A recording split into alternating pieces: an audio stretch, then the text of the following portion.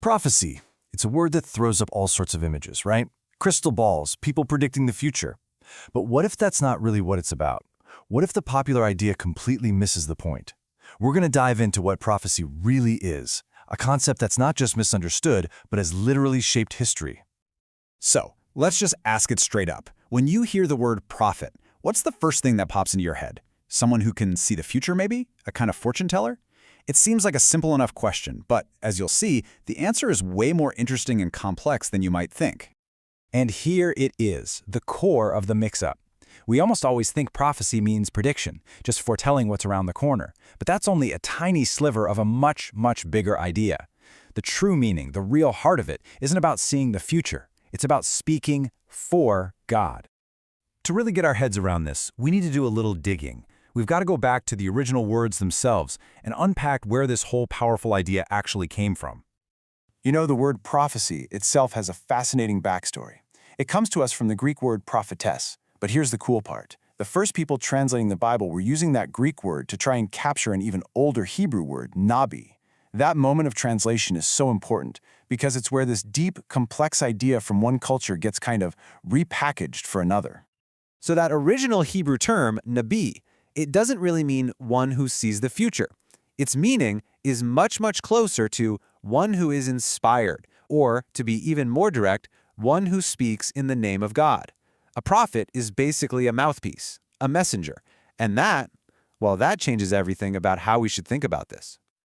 And listen, this isn't just some abstract definition from a dictionary. It's a living, breathing tradition with a deep and incredible history, a landmark lineage of people who totally changed the world.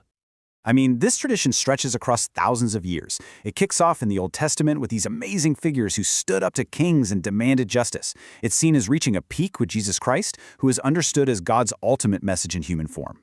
But it didn't stop there. It flowed right into the early church, carried on through mystics and visionaries in the Middle Ages, and even had a huge resurgence in our own era with things like the charismatic renewal after the Second Vatican Council in the 60s.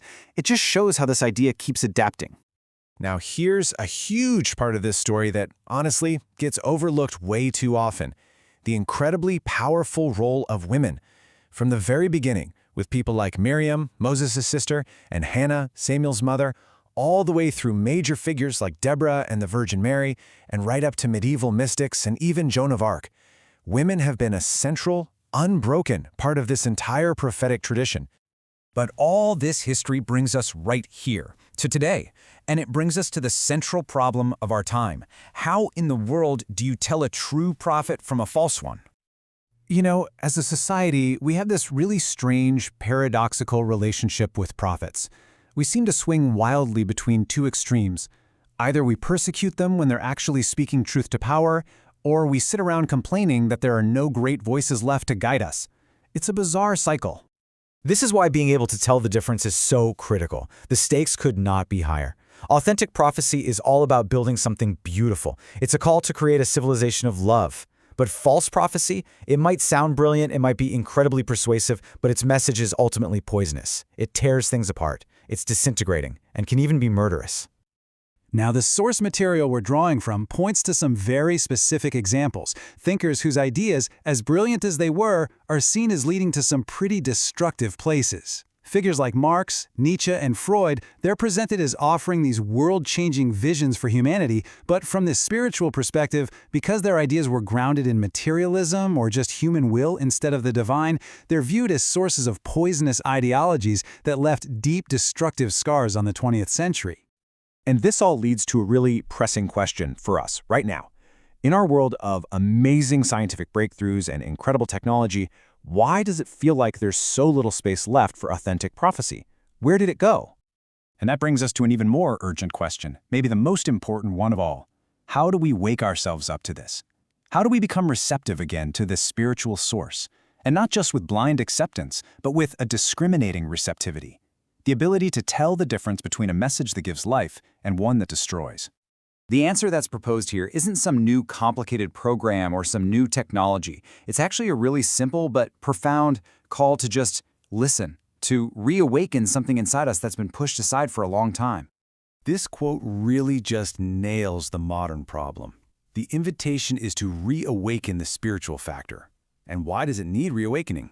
Because, as the source says, it's been marginalized by technical and bureaucratic totalitarianism.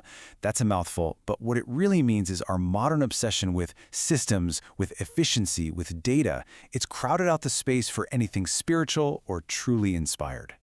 So the path forward isn't to invent something new. The urgent need, we're told, is to return to the source. To go back to what this tradition calls the source of living water, the Holy Spirit, which is seen as the active, inspiring presence of God in the world. And all of this leaves us with one final, powerful thought, a real challenge for every single one of us. In a world that is just saturated with noise, with constant information, and a million distractions pulling at us every second, how do we learn to listen?